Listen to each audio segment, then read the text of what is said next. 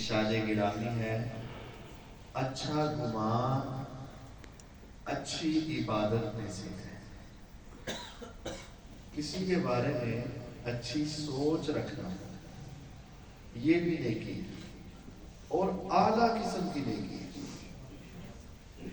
بعض نیکیاں ہیں جو پیسے لگا کر ملتی ہیں، بعض نیکیاں ہیں جو وقت دے کر ملتی ہیں، بعض نیکیاں ہیں جو بڑی محنت اور مشقت کے ساتھ آتی ہیں، اور یہ نیکی ایسی ہے کہ صرف اچھی سوچ پیدا کر لو تمہیں ثواب مل جائے گا۔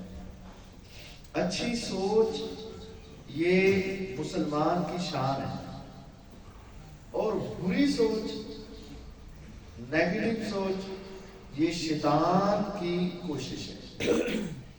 شیطان انسان کو دوسرے انسان سے دور کرنے کے لیے اور ان میں اختلاف پیدا کرنے کے لیے، دشمنی پیدا کرنے کے لیے، ان کے درمیان پھوٹ ڈالنے کے لیے سب سے پہلا اس کا جو بیج ہے وہ منفی سوچ ہے۔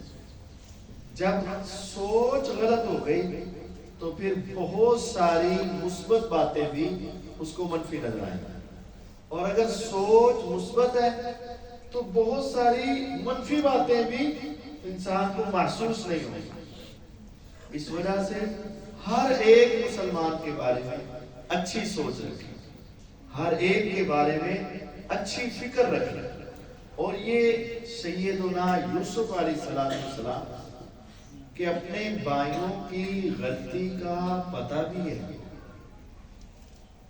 اور جب وہ سامنے آئے ہیں تو پھر ان کو اس غلطی کی آر نہیں دلائی بلکہ اس کے لیے ایک خود ہی عذر پیش کر دی کہ ہاں شیطان نے تمہیں ورغلا دیا تھا، شیطان نے تمہیں بہکا دیا تھا، شیطان نے تمہیں اس کام پہ لگا دیا تھا، تم نے میرے ساتھ جو ظلم کیا وہ شیطان نے تم سے کروایا تھا۔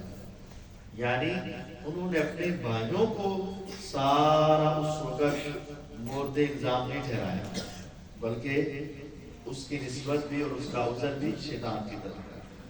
تو ہمیں چاہیے کہ ہم ہر ایک مسلمان کے بارے میں اچھی سوچ رکھیں، اچھا گمان رکھیں۔ یہ اچھی سوچ بھی عبادت ہے۔ اللہ تعالیٰ میں عمل کی توفیق عطا فرمائے۔ بآخر دعوانا